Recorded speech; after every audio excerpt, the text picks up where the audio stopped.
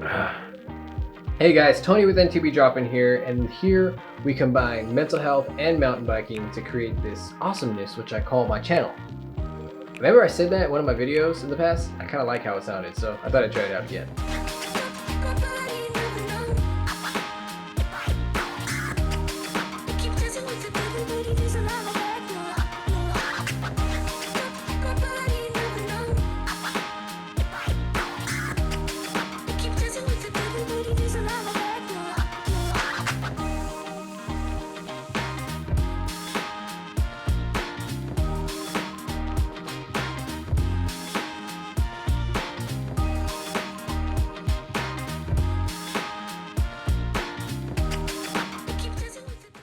So I got the opportunity recently to go traveling with my mountain bike, and I was very fortunate to have a friend who decided to lend me their EVOK travel bag pro or whatever. It's like the EVOK bike bag pro or something like that. And I was very, very, very impressed with it. I kind of wanted to share with you some of my thoughts and some of my recommendations to, when you do travel, and show you how this bike packs up into the bag, because I was just amazingly pleased at how secure it actually was and how confident I actually felt. I didn't go on a plane. I did, however, go on a train. So I can't really speak to how it's going to fare on a plane. Planes scare me because I feel like, we've all seen horror stories where they're just throwing bags and they treat it horribly and all these things. My experience on the train was, I was very pleased. I took Amtrak, and I'll kind of share with you guys a little bit about traveling on a train and what, some of the things that I found. And maybe if you guys decide to travel on a train with your mountain bike and go somewhere, just some things you guys probably should know as well. So let's get to it. I'm going to show you how to pack this bag up and what I did. And hopefully we have a good little video out of it. And I hope you guys enjoy it and find it useful.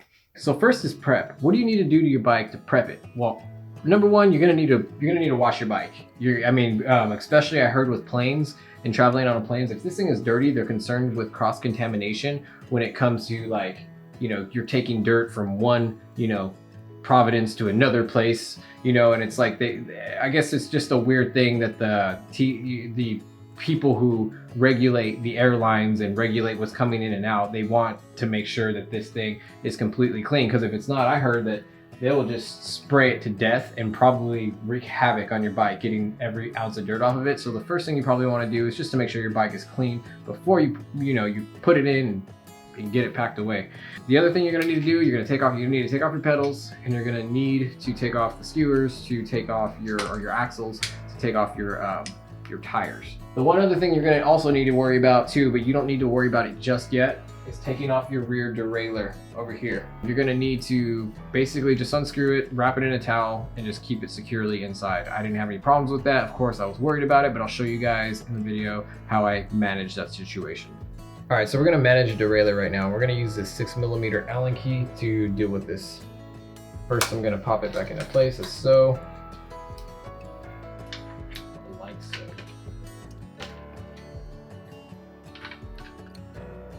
And I know there's different ways that this works on different bikes, but for Yeti, it's pretty simple.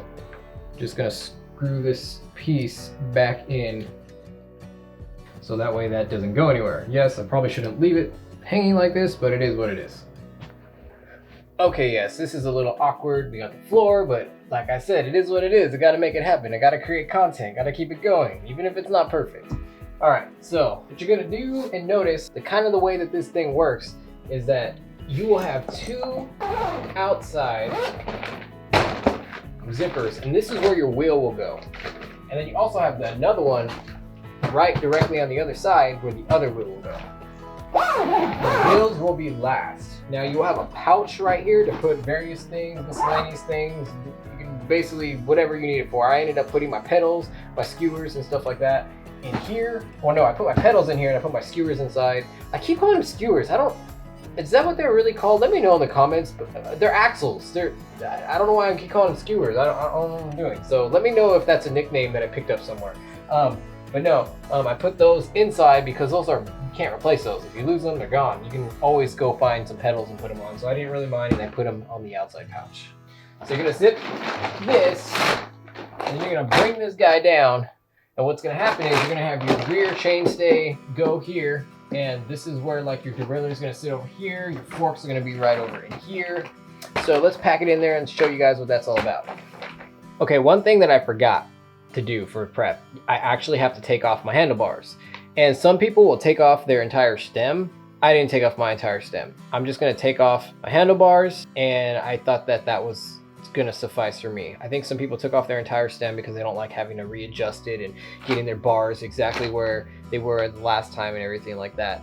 But for me, I found it a little bit easier to just take off the bars themselves, so I don't have that big piece of stem kind of wiggling around. I was more afraid of the stem off of my bars, on my bar steel, and maybe that stem hitting like a part of the frame.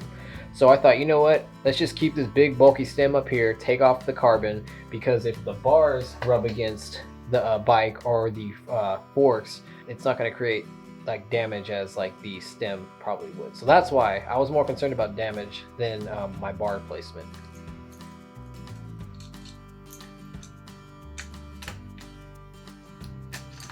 So what I'll do is I'll just take the stem bolts and put them right back in there, so I don't have to worry about putting them in a baggie, losing that. Just keep everything as together as possible. All right guys, so the next thing we're gonna be doing is securing our handlebars. And so what we're gonna do is we're gonna put this around the main frame. Actually, it says front tube up there, and that's where this thing's gonna go on, and I'll show you guys how we're going to properly attach this thing. So it's even labeled down tube for the down tube part. Very self-explanatory. This is the top tube. So you're gonna wanna get this as secure as possible. There you go, that's sufficient. So then what you're gonna do is you're gonna Velcro this to the other side. So we're gonna take the stem, we're gonna take the handlebars, like so, and then that's how that will go. All right guys, so it's at this point, this thing is fully prepped, ready to go, and now we're ready to put it in the bag. So let's get in the bag.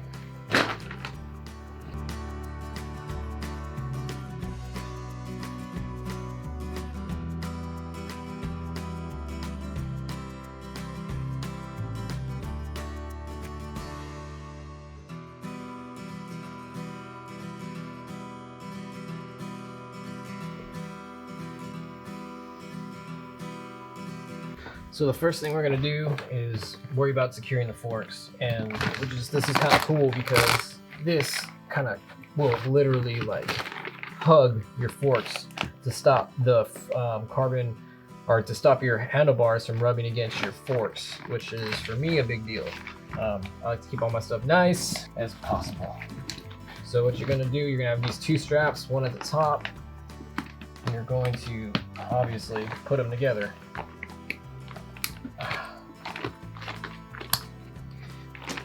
And I really like these. They really cinch down as much as you really want them to. I felt really safe.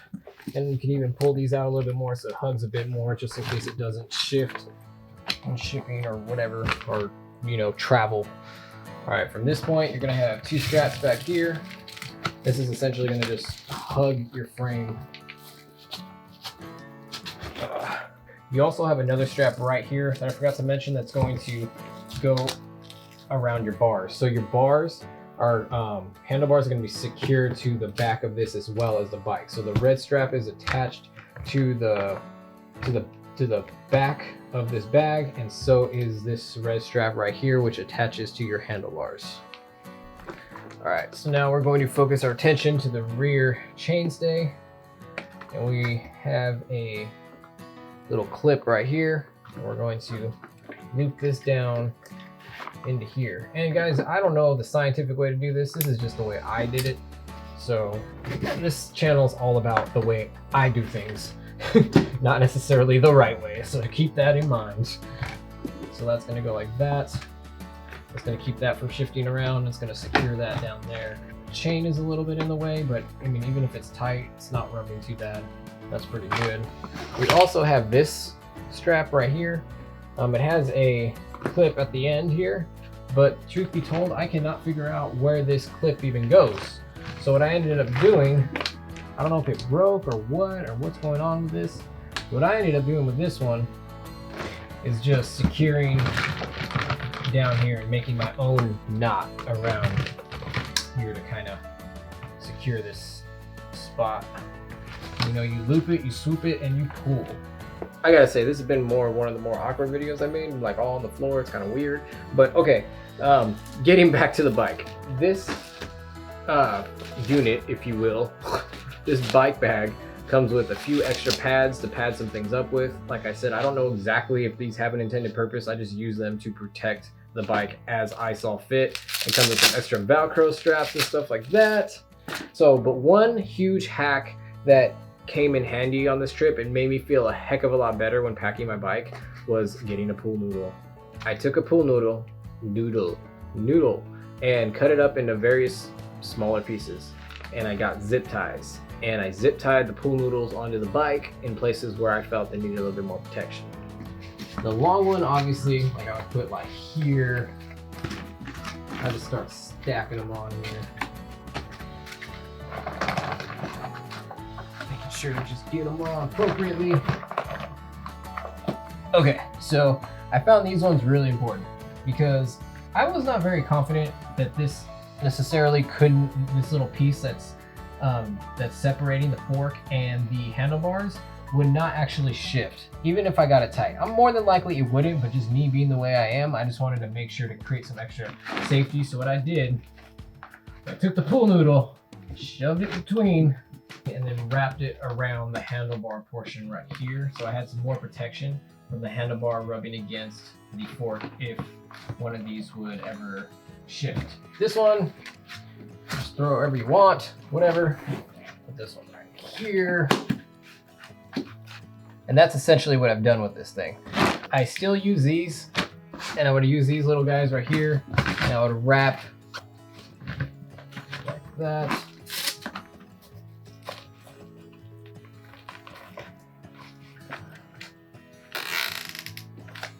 So I'm on a shortage of like zip ties right now, so I'm not gonna do the entire thing. But yeah, I use an entire bag of zip ties, zip tying every one of these down. The next thing that I did, that I should probably did before, I take this, you know, shirt, like a fluffy shirt, and I just like wrap it around this derailleur right here. I just comfortably just fit it inside. That way if anything hits it or anything like that, it's protected. So I just took an extra shirt, put that in there. Obviously more safety and security, like always, you know, so that definitely will help too. So a few hacks, I guess, to be gleaned from this: the pool noodle, the zip ties, the shirt wrapped around the derailleur, which is kind of cool the way this bag feels. If it was ever hit, it allows this, you know, the derailleur to shift, so that way not a lot of pressure is on it and it doesn't like bend the derailleur hanger or anything like that. So very important to take that off. And then using these extra little doodads to kind of just protect the thing in general. Oh yeah, so one of the other things that I personally did was I left the stem on the bike. I didn't take the stem off with the handlebars because I was afraid that could potentially get. So if that stem was still on right here, potentially if this thing came loose, it could potentially hit right here onto the stanchion, scratching this, which is really expensive to fix and repair, and you probably won't end up doing it anyway.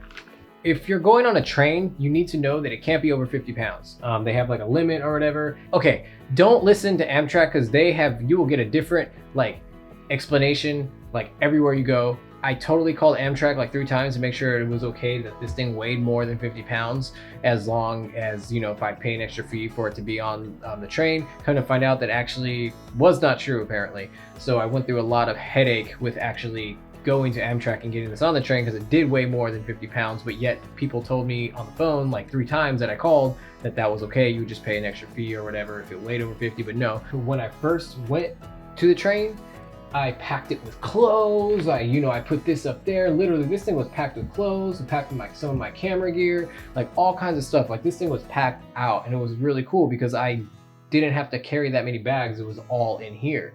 All I had was my separate backpack, the camera gear. So if you're going on a train, definitely you're not gonna be able to do that. You're gonna have to just stay within the 50-pound limit. If you go on an airplane though, you may want to check the requirements for that, because if I'm going on an airplane, and if I can stuff some clothes in here to kind of further protect it, I'm definitely gonna do that. And if I can carry one less bag, and I'm definitely gonna stuff in here, it's just easier to manage. This thing does have wheels, which is really cool, and it is movable, but I mean, it is it is kind of a nuisance. It's not the most easiest thing to lug around, especially if you have a lot of other luggage and stuff like that. So the axles, there's actually a few pouches in here. You can put some stuff in. I put the axles in here, zip it up like so. Then pull this guy up. Now you got to deal with the tires. All right, so this is where you put your disc brakes. You face it right here. One of these I did use for the disc brake, but the other one, I felt like I'd rather have my cog, my 12-speed cog facing here, because I didn't want that big chunk of pointy metal right here facing on the inside where it could be hit the bike. I felt like that didn't make any sense. So this is what I'm talking about. Here's the tire, this big old thing. I did not want this to be facing on the inside to where it could hit my bike. Yeah, I know there's a little plastic thing here to kind of like protect that, but that felt too, I ended up going like this, sticking the cog on the outside, stuffing it in like that. My bike is a 29er, so if you guys are wondering if this thing will fit a 29er, it definitely will. It is recommended that you let out some air. I did not do that, and I was able to get this sucker right in. I'm going to take the disc and actually have it facing outward on this one because there's nothing on the other side. All right. I hope this video helped you guys. I hope it answered some questions. If you guys have any questions about traveling with a mountain bike, definitely hit me up in the comment section. I'll let you know my experience and everything like that. So guys, just like, share, subscribe, guys, and I hope you guys found this video useful. And I will catch you guys soon with some more video stuff. All right, guys, you have a good one. Stay strong, keep pedaling, guys. I'm dropping out.